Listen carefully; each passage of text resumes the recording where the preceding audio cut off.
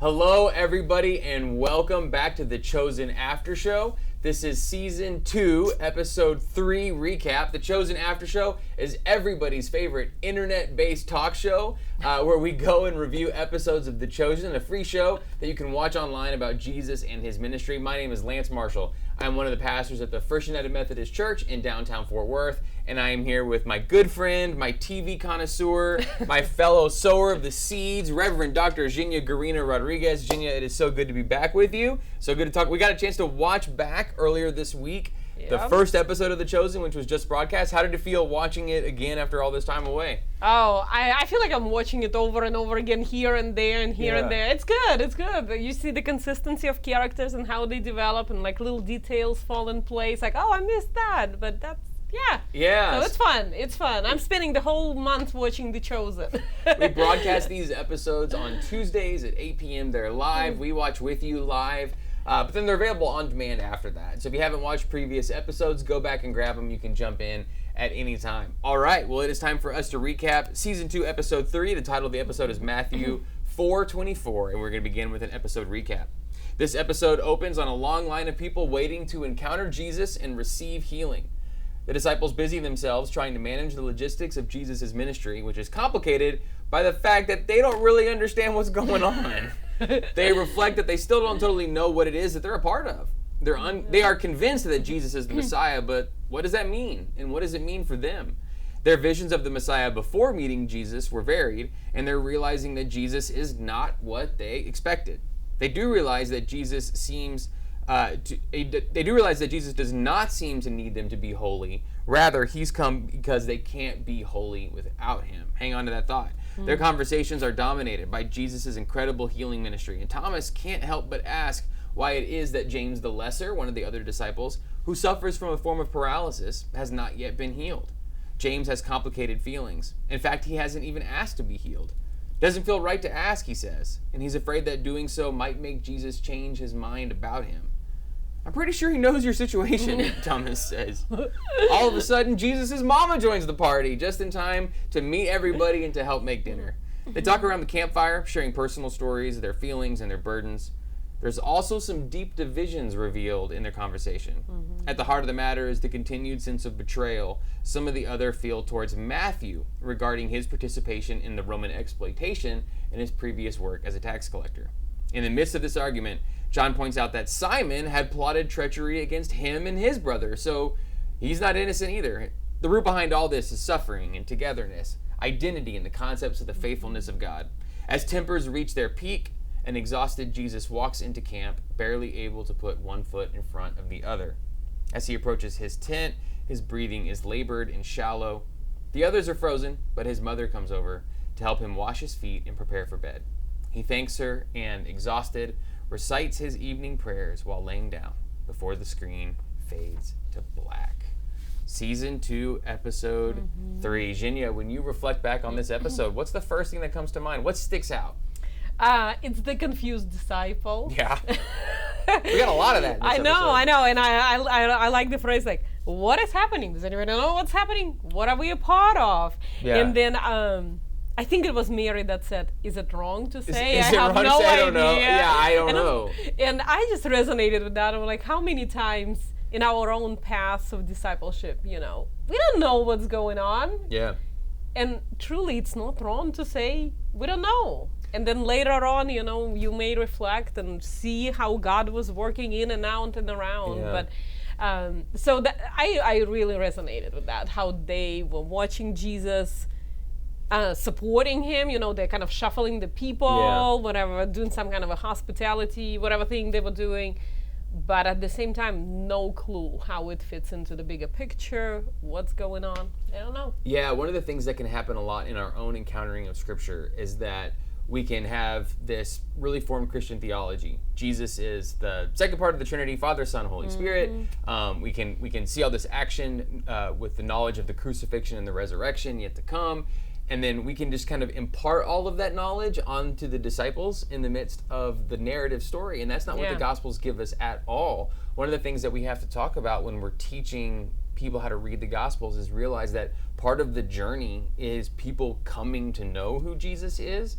And that includes the people who are the closest with him. And so I appreciate the time that the show takes to give words to the reality of the disciples going like, what is it that we're a part of? Like, we know it's powerful, we know it's good, we know it's holy, and it's not meeting some expectations we might have assumed going into it, which is something we can talk about a little bit more later. But like, what is it that we're a part of? Because even if you had told me in advance what following the Messiah would be like, this is not what I would have guessed. And so and they have that also conversation. They do have that conversation. Yeah, so what did you think it would be like? So that's going to come up again. Yeah. So what sticks out to me, this came up in season 1. I introduced you to the concept of bottle episode. Did you notice it this time? I suspected it. I'm like, is that the one where nothing really happens? Yeah. Okay. Yeah. So I'm not a film student by any means, but if you're not familiar with the concept, there's something called a bottle episode in making television shows. And that's an episode that pretty much only features the main characters,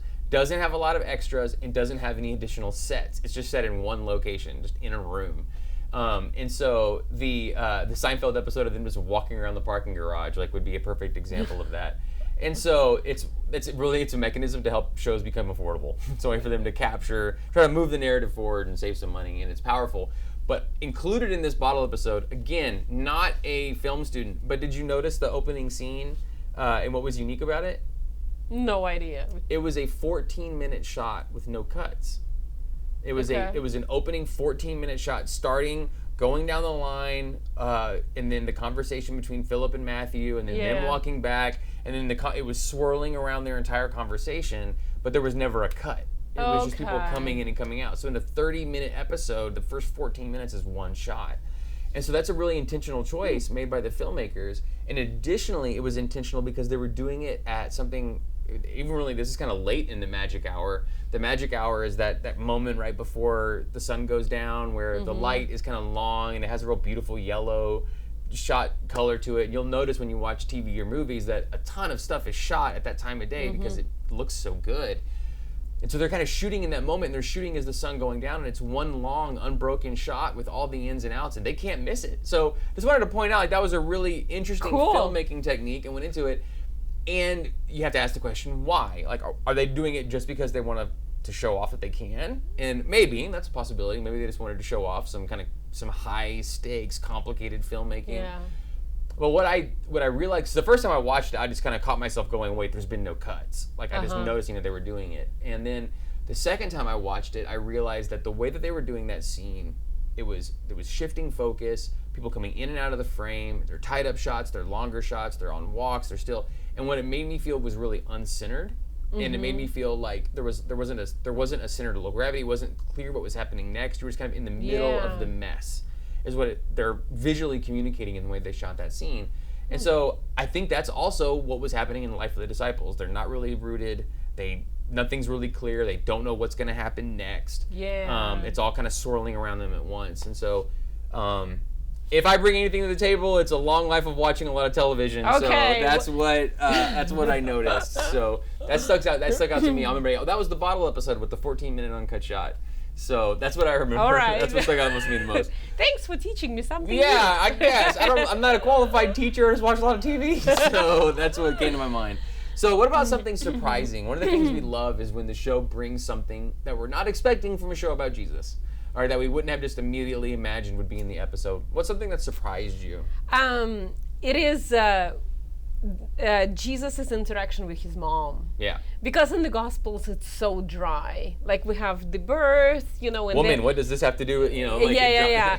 And then there is that one text where his mom does show up in the middle of him teaching and healing, and he kind of brushes her off, saying, my mother and my brothers are those who follow me. So it's like very ambiguous, like, what? Yeah. But here it was so sweet. Yeah. It is so, she's not interrupting.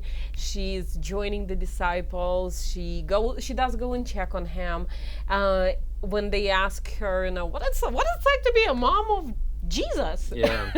One of the things that she says is that, well, he doesn't need me anymore. Like she remembers the times when he needed her as a baby, but then she says he doesn't need me anymore. And then what I noticed is in the final scene, when she's helping him wash his feet, where she washes the blood off his face. Yeah. He hugs her and he says, "What would I do without you, Ima?" Yeah. And it was just so sweet. And I love that. I love that edition. It's not in the Gospels, but I'm so grateful that they brought that into the show. And like what this show does is it'll bring things that aren't in the original text, but are very consistent with the character of Jesus and what we know of him. And that was what was surprising to me too. I realized that in ministry, one of the things that we do a lot is try to get people to humanize and understand Mary in the moment between the announcement that she's going to be carrying a child and then the birth of Jesus. Maybe humanize her up to the point where he's like 11 in Luke's gospel. But after that, she's not really given a lot of depth in her treatment. Then she's at the cross, but it's interaction between Jesus and the male disciple. That's right. We just know that she's there. And I haven't spent a lot of time really imagining what it would be like to be, because we do know that she was interacting with his disciples and was present in his ministry at times. And so, like, what are the questions that they would have of her? You know, like the question, when did you, or what did it feel like? When did you know who he was? Yeah. You know, they're asking us, what was it like? And, you know, her being like, well, you know, reflecting on, well, he needed cleaning. Yeah. You know, and a lot of diaper changes. Yeah. And I understand the showmakers probably didn't feel super entitled to get into like, this is what he was like when he was 16. And, you know, like, and they wanted to stick to the text as much as possible, so they kind of focus on the manger. And but just the idea that he's cold and he's helpless and he needed me and me, a teenager, and the idea that the disciples would want to talk to his mom, and what did they think? That's exactly what would happen. And I hadn't really imagined those conversations before, so that surprised me, because that sent me into an interesting place of reflection I hadn't gone to before. So, all right, so sometimes it helps that there are things to know, a little bit of background information that can help you pull a little bit more knowledge or insight or meaning out of what happens in the show. What's something that you think would really help people if they knew it when they're watching this episode? One thing that I marked down for myself is there was a lot of conversation about what did you expect Messiah to be? What did you expect Jesus to be? And quite a few disciples were having some sort of expectation of Jesus opposing Rome in some kind of a military, forceful way, and that they are not unreasonable. You know, they have a ground to stand on that, because Messiah, the anointed one of the sources for that figure in the Hebrew Bible is King David, and King David was the anointed one, and he was the king warrior from, you know, when he was a child and he defeated the big Philistine to when he was involved in some sort of a civil war with the King Saul, and he had a lot of people supporting him. He basically had his own army to where he becomes the king, and he leads Israel into this golden age. Where they're independent, where they're strong, where they appear to be a wealthy nation, a nation that, you know, sets the tone in the region. The high point. Yes, and after him, you know, Solomon takes on this tradition, but then it falls apart again. And for very brief periods of time after King David, the Israelites did have some independence, but it was never like that. So King David, golden age, that's what's on their mind. When we had a Messiah, we had military power, we had economic rule, we kicked out the bad guys, we ruled ourselves. We were wealthy, we were prosperous, you know, we owned our land. So there is a lot of reason for them to expect that of Jesus. That's why when they look at him, like, what exactly are you doing? That didn't match with the whole King David theme that Big that James saying, I've been preparing for the Messiah with my sword, like I was getting ready to fight, right? Or Rhema being like, I always imagined the Messiah saving me at the last moment with violence. You know, that was the image that they had. So Jesus is challenging it, but in a different way.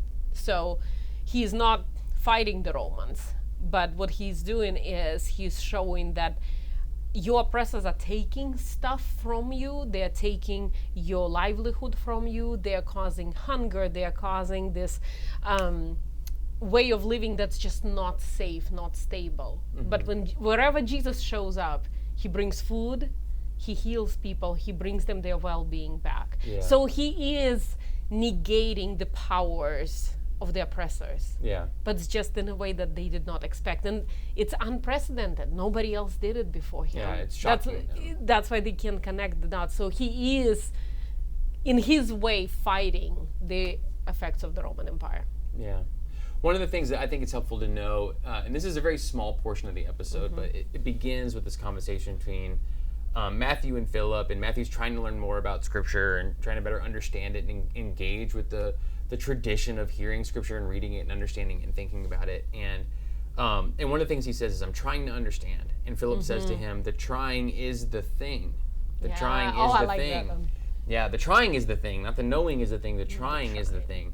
And so one of the things that, from my understanding, I'm not an expert here, but I think it's really important to lift up into honor, is the long, hundreds of years, generations long tradition, particularly in their oral culture, of wrestling with the text and arguing about it and trying to pull meaning out of it. That's really deeply embedded in the Jewish tradition today, in the Jewish tradition that in which these people would have lived.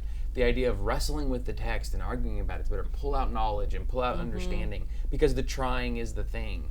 And so that's just going to be a really big part of your understanding. I think it helps understand. It's not just that he's a simple person who doesn't understand hard concepts. He's actually being introduced into a whole culture and what it is to wrestle with the reality of the chosenness and what it is to be the people of God. And Simon alludes to that in the end of what it is to try to live and be faithful in the midst of difficulty and hardship. And Matthew's being introduced into that broader part of the cultural identity. Another thing I think that's really quick, but I didn't get this and catch this until I rewatched the episode, but I believe it's Mary having the conversation with Jesus, and she points out that you have blood on your hands. Oh yeah. As she's helping him get ready for bed. And I think on his face. Yeah, too, he's got blood on his hands. And so how I understand that scene, you can hear this differently, is that the blood came from the people he was healing. That's my understanding. So that he would have been, he's healing and touching people, and we know that it's very physical. And it was happening in a tent in that episode. You didn't actually see it happening, but it's alluded to. And so he's got blood on him because he's been encountering bleeding, hurting people. And again, in that culture, that's the last thing a rabbi would do. Oh yeah. That's the last thing a holy man would do, would be have his physical body be marked by the blood of people who are sick and hurt. Yeah, because that marks you as ritually impure. It marks you as ritually impure. And so what does he do? What does Son of God do? He goes, touches, heals, etc. You got blood on your hands. And so it's important to know that that's not just a byproduct of his work, but that's a deep symbol of who he is and how he is different than what expectations of him would be. That he's the kind of holy man who would go and touch the people who are hurting. So, all right, those are things to help to understand. Sometimes, maybe once or twice, we've watched the show and we've had a nitpick or two. We've gone into something and said, I'm not so sure about that. I've got some questions. That doesn't seem to completely jive with what I'm expecting. Do you have any nitpicks, Zheyna, for this episode? Yes. It's actually a theme that I've been watching through. Yeah. I mentioned it a few times. The show keeps focusing on the education that apparently most of the disciples have, and those that don't are kind of sticking out. Yeah. And then we see, in just shots here and there that they can read, and then they have, this little scrolls passing, through them. So I started doubting myself. I'm like, because you've been saying, I don't think that's that is not what I always knew as the culture in that context where Jesus did his ministry. So I did some deep digging. Like I went full-blown research. I bought a book on Amazon. Yeah. And so here's how I reconstructed what is that education system that they are alluding to that existed there that allowed some of the disciples read and write and recite scripture and all of that. So short answer, it's not historically accurate. The show is pushing something that's was very, very unlikely. So because of the time and place in which it was happening. Because around the time where Jesus did his ministry, let's say early 1st century, what was in place was there was a school of a higher education, so think kind of like a college education, and it was in Jerusalem, and it was expensive. You're supposed to pay for your living, for your accommodations, everything, and it was extremely exclusive. So very few from the Jewish leadership elite could go there. Now, there was also around that time, there was something installed as was called, I guess we would call it like free secondary education. Okay. And it was geared towards 16, 17-year-olds. Okay. And it was Which not in only their context, you've already kind of come of age. Yeah. So, and it was not only in Jerusalem. It seems like those schools were kind of spread out and available in other locations as well, 16, 17-year-olds. And those schools were free, and kind of, whoever wants to come. However, to come and be in that school, you are supposed to already read and write and have a certain level of education that you are supposed to get elsewhere. To test your way in, yeah, and that elsewhere doesn't exist. Okay. Unless it's a family. So again, those little schools, even though they existed, they were available for 16, 17-year-olds whose family somehow educated them early on to give them the foundation to go there. Now, around year 63, 65, however, some people argue even earlier than that, there was a high priest who said, what we are doing doesn't make sense. We are having all of these schools, but nobody can go there because nobody can read and write. So after Jesus' death, there was a high priest, and there is an argument who exactly that was, who issued an ordinance that every Jewish father has to send a 6 or 7-year-old son to a free primary school that will magically appear all over the land. And of course, with qualified teachers. Yes, and of course, every father will see the value in that and will be able to send his sons to those schools. So you're laughing. There was a vision for that. It was later. It was already after Jesus.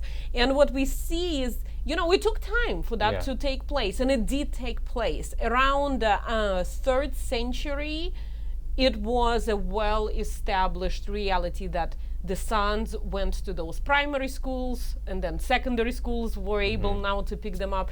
But we are talking like 3rd century. Okay. So the timeline is just a little off. So what is happening there in the show where disciples are like, well, I went to school, you went to school, those schools didn't exist yet. And there is a possibility that they have the knowledge and the skills that they have, but it would have been because their family taught them. Yes, and again, I actually highlighted it with a big old marker that in my book that around the time of Jesus, the vast majority of the population was illiterate. So that again, I think the showmakers just have really hard because literacy is so commonplace around us. Of course, yeah, it's hard to imagine. It's really hard for them to create a story, connect all of these things without a written text. Yeah. That I'm kind of thinking in an episode to come, no spoilers, not gonna mention anything, but there is like more of that stuff, and I'm like, well, in a literate culture, something else would take place instead of a little note that you write, But we write notes to each other. That's why. Yeah. But yes, I was right. Makes me feel really good. It's hard to put yourself. The show did make me doubt. So okay, it's hard to put yourself in the place of a culture 2,000 years ago. Exactly. Yeah. How difficult that is. My nitpick is a little more surface level. I just want to know where all those people came from because they haven't gone into town yet.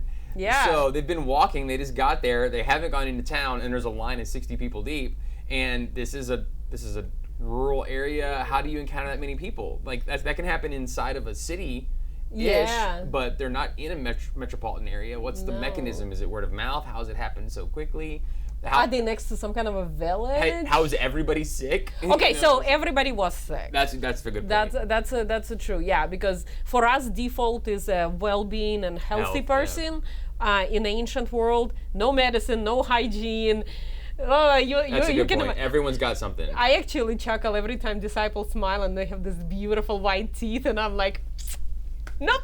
Probably not. Probably not. Cavities might have been a thing. Yeah, it's back to the teeth brushing from the previous episode. Yeah. Probably most of the teeth missing by your adulthood. Yeah, that's right.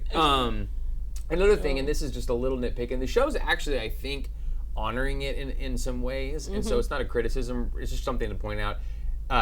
So just think really quickly the diversity that's in Christianity today, the difference between, let's say, you're a United Methodist in North Texas versus if you're a Roman Catholic in Argentina versus if you're a Pentecostal Christian in sub-Saharan Africa. Right? Like these are very different realities. Whether you're an evangelical Christian in South Korea, like these are very different. And it'd be hard to say, well, what do Christians all think? Right? I mean, there's a lot of diversity there. And so there's a great number of things on which there's absolute unanimous agreement, and then there's also a lot of differences. And so it's hard for us to think in this way, but there's not just one Judaism of that ancient time. There are different. In the way that there's different kind of aspects to different portions of the Christian family tree. There's going to be different aspects of different portions of the Jewish family tree in their world. And included in that are messianic expectations. And so we alluded to a great number of people. Messianic expectations would have had this military component to it. But there's other portions of the Christian or the Jewish family tree at the time that might have had really no messianic expectations. And so the show's making it sound like we've all been sitting here praying for Messiah and expecting Messiah in our lifetime, and it makes it could be interpreted if you choose to do so that that's what every Jew thinks and that's every Jew's expectation, and there would certainly be some for which that's very resonant, but it wouldn't be unanimous. And so maybe all these people are from a very similar background and they're very similar portions of the Jewish family tree, but it wouldn't be the only one. So those expectations wouldn't be universal. Okay, so those are some nitpicks. Anything that you felt when you looked into it or when you're thinking about it, you're like, I want to do a deeper dive on this. I want to really dig into this a little bit more. Well, I mean, by digging in, you mean Googling? Sure. Yeah. So, was it the Big James that recited a poem, and somebody's like, Rima was like, where's that from? Yeah. You know, and he's like, it's a poetic, prophetic poem from the rabbis. And then he recites it, and there shall be no unrighteousness in them on his day, for they shall all be holy, and their king shall be the Lord Messiah. So I did Google that, and it's like, what part of scriptures is that coming from? And he is quoting Psalms of Solomon, chapter 17, verse 32, for all the curious people who want to go read Psalms of Solomon. You need to write it down? Yeah. So Psalms of Solomon are not in our Christian Old Testaments. They are not really, they're considered to be an apocrypha. Yeah. So these are writings that are not part of the canon of scriptures, which did raise a question for me. How would he know about it? Yeah. How would he know about it? This was not a scripture that was well known and read out loud in the temple or synagogue. It would have been extremely modern in his time too. They were written. It's very hard to pinpoint when they were written. We don't have the originals. We only have the Greek translation of it. But somewhere 2nd or 1st century before Christ. Yeah, so in that time frame, a couple hundred years, not that long. Yeah. That's where I was like, how did he know about it? And it's not surprising that other people didn't recognize it. Okay. It's not part of the what we call Old Testament. Yeah.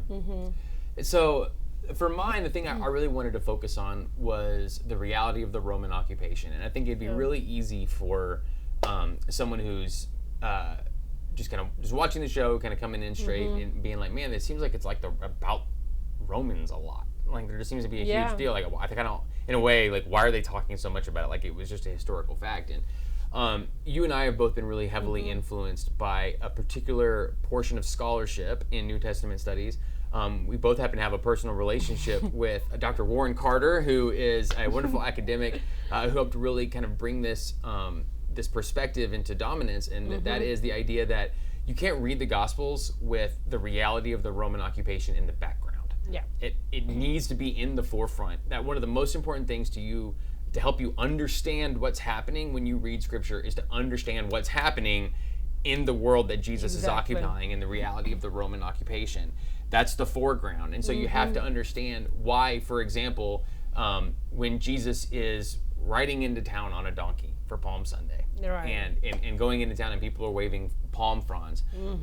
That sounds fine, and it's fulfilling some prophecy from Zechariah. But if you don't understand, if you don't understand what the context of their time is the Roman Empire would have something called a triumph, which is where a conquering general would ride into town, and particularly in Jerusalem on the west side of town, because that's the flat area, and coming in a triumph would basically be a huge party they throw for themselves, where they would march out all the spoils of war and the slaves they've captured, and they would come in kind of like in Aladdin, where he throws himself his own parade, coming in to display his own wealth, his own power, and that's how a king enters town. That's how the Roman Empire works. And so for Jesus the King to enter town on the back of a borrowed donkey from the other side of town without a big fanfare that he's throwing for himself, but still have the elements of it. But it still have elements of it. He's doing political theater in a way that is directly related to the world in which he's involved. When one of the things Jesus talks about is if someone asks you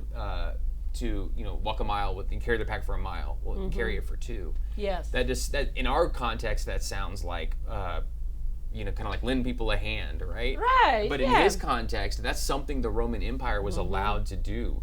Armies were allowed to, marching armies were allowed to find innocent people on the side of the road and to take them away from their fields, away from their families, take all of their packs, the materials they used to oppress that person, force that person to carry that load for them 1 mile. That was part of their reality in their world. And so when Jesus is saying that, everyone in his context knows exactly what he's referencing, and we can miss that. So one of the things that's really important, and we'll keep bringing it out as we watch the show, but you need to understand the reality of life in Rome to understand, and particularly as a occupied people by a corrupt and oppressive foreign regime. You have to understand what's happening in order to understand what Jesus is doing. Yeah. And so when they're talking about the desire for a Messiah to overthrow Rome, well, that's not a bad thing to hope for. Yeah. That's not a bad thing to hope for. That seems like exactly what you should be hoping for. Exactly. And you need to understand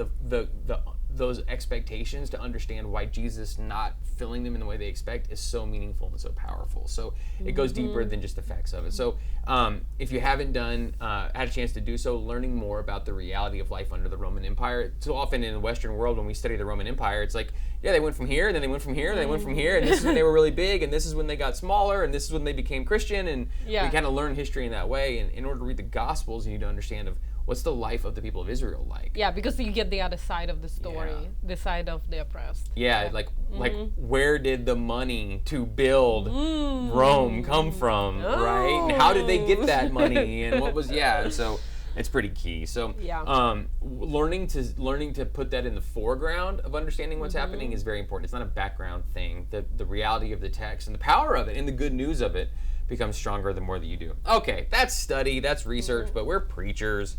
I'll go first on what'll preach. We always look at the episode and try to think of something that'll that'll resonate, that'll preach to our context today. And one of the disciples around the campfire, I believe it was Andrew, I'm not positive, was saying they're just kind of asking how they're feeling being a part of this, and he said, I'm almost like I'm watching my life from the outside, and I feel like I'm trying to live up to the heroes of history. I need to be great, but I'm not great. At one point, I think Mary even said, like, what it was like to be Jesus' mom is feel like you can't make any mistakes. And then she goes on to say, but I don't feel like that anymore. I don't feel like that anymore. And so this feeling of like, am I even good enough to be one of these people's followers? Or I feel like I need to be great, but I'm not great. Yeah. I have this expectation of greatness that I'm thrusting upon myself, but I'm not actually great. And in the context in which you and I minister, one of the things that happens a lot in the lives of the people that we serve is they've created for themselves these expectations, usually around external acts that are so high, and their expectations for their own achievement are so measured by the values of the world around them.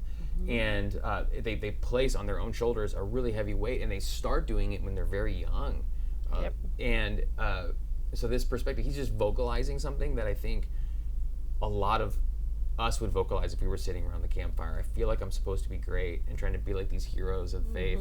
I know sometimes I'll even find myself feeling those pressures, right? Like, what would Martin Luther King Jr. do in this situation? Like, well, I'm not Martin Luther King Jr. Like, and I'm not being called to be. Like, that's not who I've been equipped to be. I'm equipped to be me and be and serve in my way. So, there's the reality of coming to grips with your own doubts about yourself, your own doubts about your capacity, and the idea that in encountering Jesus, you're being asked to be yourself.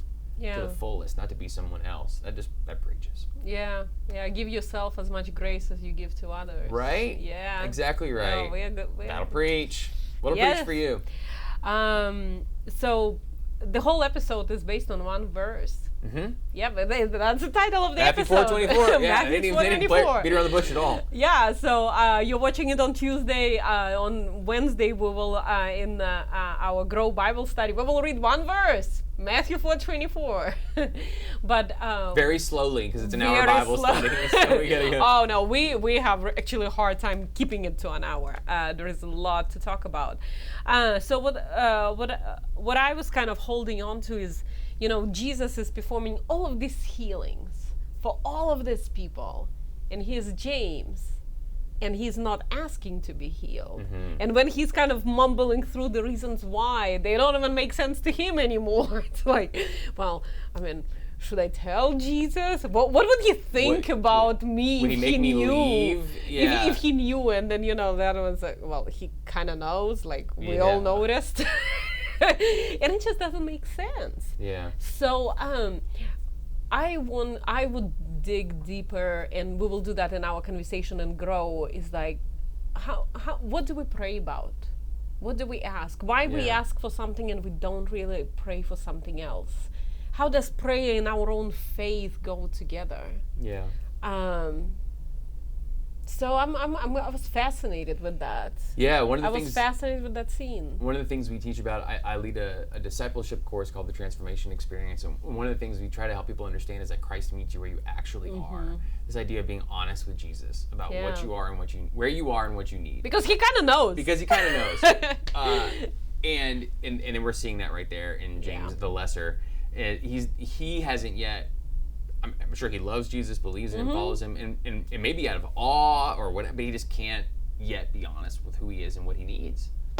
Or it just became such a part of his life that he can't imagine living without that paralysis. Like, there is a lot there to think about, and also, Jesus is healing all the other people. Why can't he just come and heal him? Like, why does he wait? Why? Jesus doesn't take the initiative. I imagine there's going to be a scene about this in the future. At some probably. Point. Yeah. Well, we haven't watched it far enough. So yeah, join us in Grow Bible Study. We will talk about healings and faith and prayer and how does all of that play out in our own lives. Well, our time of the Chosen Aftershow is coming to an end, and we always end with, what's the wow moment? What's the thing that just got you?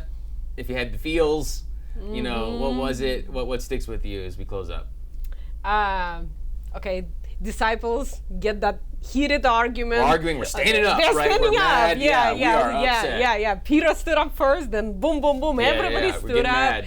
Yeah, Matthew is kind of the focus of this whole thing, and well, you should apologize. So our group is upset with each other. We are fighting. We are divided. And then Jesus comes in so tired. And the sun has gone down. And they just shut up. Yeah. And they shut up, and that's where I heard your voice in the comments pointing to the disciples and saying, keep the main thing the main thing. Sounds like something I would say. Yeah. How all of that just did not matter. Yeah. And here Jesus is doing something that really matters. Yeah. Not who needs to apologize to who for what. Yeah. But here's the main thing. Yeah, I think the wow moment for me was something I just had never imagined before, which, again, I've even talked about, like, Jesus would do these things, healing, and then he would need to retreat and pray and kind of reconnect and regroup. I've said that so many times, but I never imagined what exhausted Jesus would look like. I think the Gospels, it's more about he needed to pray, he needed to spend time with his Father. It was not like the physical, you're just tired. Physical exhaustion. And I think that's something we've experienced, even just being with people in really powerful and meaningful ways. It's physically draining. Oh yeah. And then, so yeah, just how draining that would be, and it shows and that's all an act of mercy. It's all an act of love. It's being there for people. It's the pouring out of himself, which is a really great synecdoche, small representation of the larger thing about Jesus, which is that it's pouring himself out for all of us. Yeah. And so that's a wow moment. All It right, is a wow friends. moment. That was another episode in the bag. Can't wait to watch season 2, episode 4 with you next week. Until then, share this video with someone. If it's on Facebook, send it to someone. Copy the link. Let someone who you know who would appreciate it watching it check it out, and then we will see you coming up just next week. God bless y'all. See you soon. Bye-bye.